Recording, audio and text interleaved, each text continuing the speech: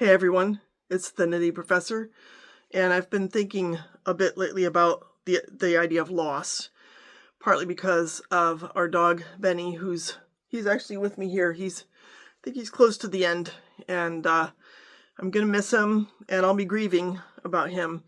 And I was thinking about the fact that all of us, especially as you get older, we experience loss. It's part of life, something we have to deal with, and therefore we experience grief. And grief is something that I also tackle in my novels. It can be over small losses, can be over big losses. There are lots of things that can fall into these categories, from, a little thing like a gift I sent to my daughter the other day was stolen because it was carelessly left in the lobby with all the other UPS packages, which is a little mind-boggling, but they caught someone on security footage who just went around from building to building just collecting all the packages that they could. But then there are big things. My brother-in-law passed away recently, for example, or even some of the things that are going on at the level of government constitute causes for grief. Volume 7 of my novel is called No Room for Grief, and it has to do with a mother's experience of loss via her daughter's blindness. So I thought I would examine some of the connections between knitting and grief, and they're actually they can be profound. Let's put it that way. And this includes, by extension, most any kind of crafting. It could even extend to, things like making music. But in any case, there's some pretty cool connections, really. I'm going to use the word cool because it's actually kind of revealing when you start thinking about what is in it for us to invoke crafting, knitting as a part of our grief work when we have things like that we're working through. So I've got a few things to break down here for you guys. And the first one sort of construes knitting as a kind of a safe space for emotion. It's very comforting. The regularity is calming, and the tactile focus of the yarn and the needles can serve as kind of a channel for emotion into something tangible, something grounding when it can get overwhelming. Now, by contrast, I've heard, and I'm going to go out on a limb here and do a little shout out to my sister. There are times when we're so overwhelmed with grief that we can't really function enough to do anything concrete or productive. But those periods tend to be temporary. And when we are able to move out of them, then any kind of, I'm going to call this simple, like knitting on this scarf is simple. Plus knitting on the rainbow reminds me of my brother. And in fact, he's one person that I think about, I grieve. This is him. See if I can get the glare to the part. He died when he was 63. And tactilely, I sometimes remind myself of him when I'm doing something that he did with his hands. And sometimes I even use his tools, which can be cool. Another thing that's cool about knitting, crafting, like crocheting, all those kinds of things, spinning, is it allows for kind of a silent processing of your emotions, sort of a private way to sit with your grief without needing to verbalize it. And sometimes verbalizing it can be overwhelming and even threatening. It can be very hard because there's you sort of associate certain risks with verbalizing the feelings that are going on inside of you, that they could explode or, become uncontrolled. Whereas doing something like this is a very controlled way to be. So those are a few thoughts on knitting as a safe space for emotion. Second area would be looking at the idea of creating structure in chaos. There's a lot of chaos going on for a lot of people now. And I'd love to say I see it getting better. To be honest, I don't, unless you're really, really rich.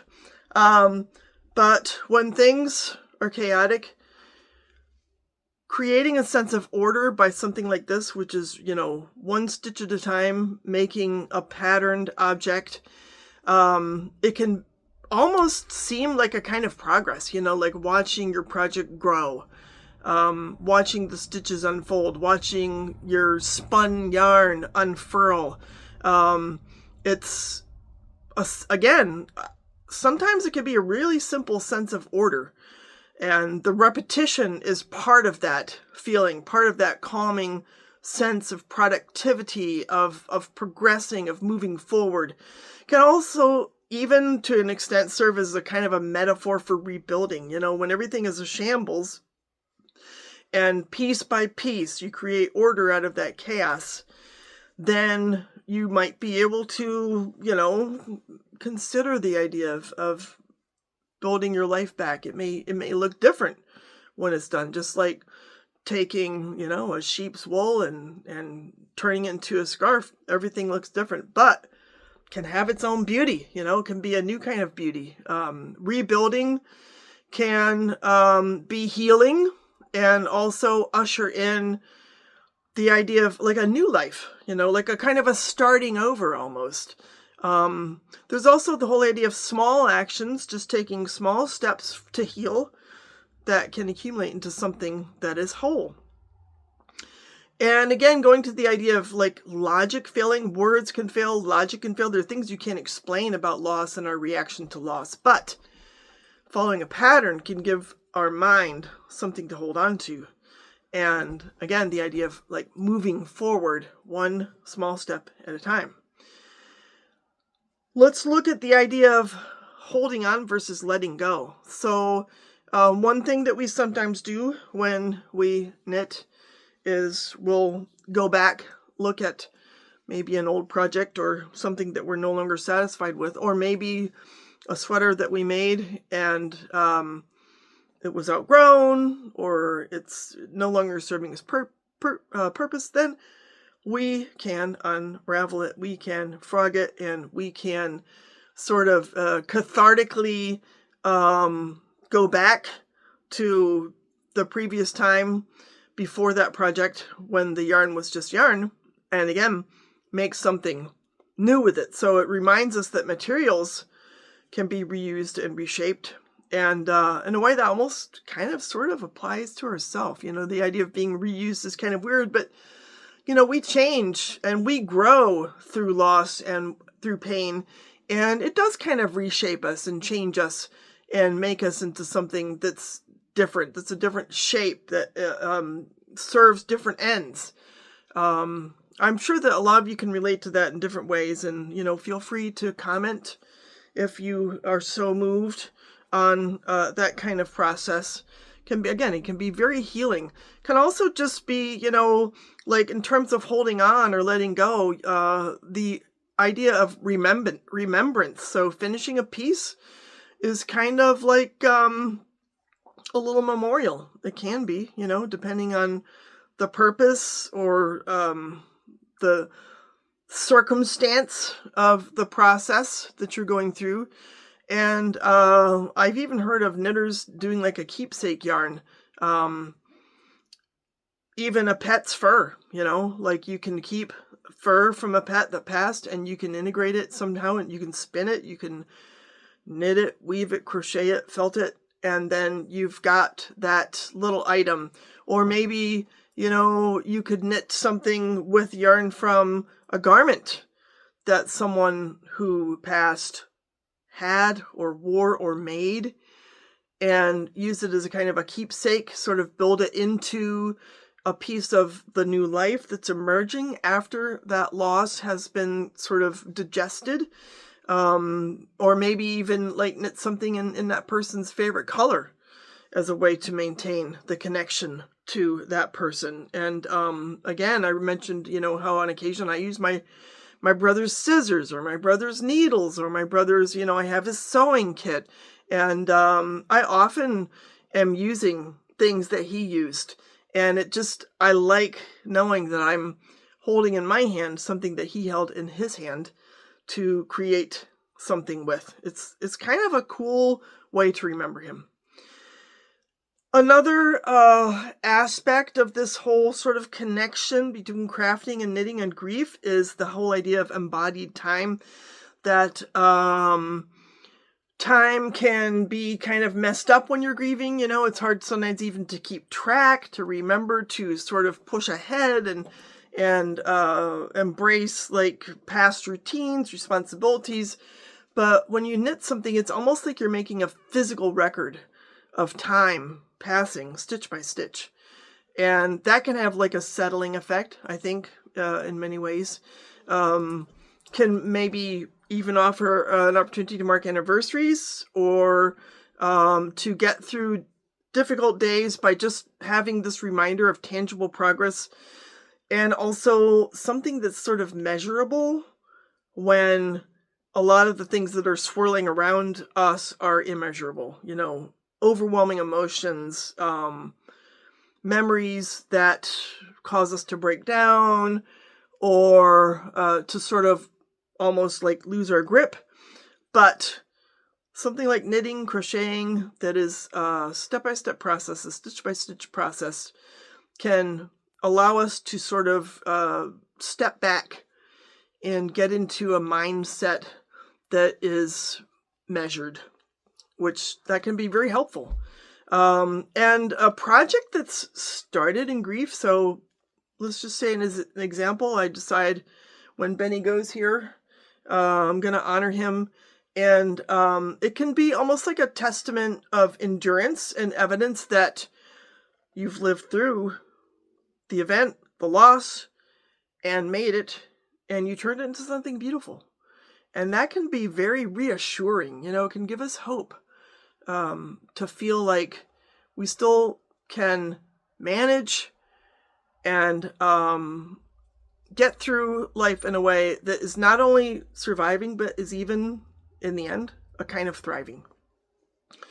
Now, community and crafting go together, and having access to the kind of companionship that can transpire in like a knitting guild or community type of organization can be really nice, because you may be able to just sit there and do your craft, not have to say anything, not have to address what you're going through, and feel the company and the companionship of your friends and the people that are important to you without having to like go there. You know what I'm saying? It's almost like you're communicating with your actions that you care and that you form a bond. And if you don't want to talk about the loss, you don't have to, because it's sort of like everybody knows that you're a community, and maybe there's a sort of unspoken understanding that when the time's right, you can address what you're going through in a little bit more direct way, but you don't have to. Gifts, the idea of gifts, maybe making things for charity when you're grieving, to again remind yourself that you're still capable of contributing, can become like a kind of a ritual of care. You can reach out to other people who are grieving, which again, it's so common, it's sort of an easy thing to do. Maybe when someone else is grieving and that's what's going on and that's the issue, and you can make something for them that's just even a small knitted token can mean a great deal, or knit something for charity, which can be really valuable from the standpoint of sort of moving outside of your own self, outside of your own shrunken world, and connecting through giving or charity, sort of focusing your emotions, your actions outward to turn your grief into an act of service and maybe even a legacy, kind of like a memorial. Transformation, I think it's possible to talk about that when we go back to the idea of remaking yourself, reshaping yourself, because you're not going, when you're touched by loss, you're never the same. But you can be transformed, and you can be transformed into something that's at least as good, as meaningful as the person you were before, and maybe even more so. We can use the metaphor of reweaving identity after a loss, re-knitting, reweaving, even to the extent of a project that serves as a kind of a storytelling, could be, concrete storytelling, or just the whole action of, unfurling, knitting, like narrative, where yarn kind of transforms emotion into sort of a material form. And that can happen with quilting. That can happen, again, with needlepoint, embroidery, especially if you overtly include thoughts regarding the loss into the work to sort of externalize them and make something tangibly meaningful out of those. Almost like could be, a portable symbol of resilience, of survival, and also, of course, of memory. So, this whole idea of grief is, it's personal to me, and I'm sort of not looking forward to the day when our dear Bennie passes. I think it's coming soon. He's not eating, and, we're just to look at him, we know he's kind of ready to go. And again, there are other losses that are going on with, we've got this government shutdown going on, and more people are being hurt, more and more people are losing things, and everyone has personal losses.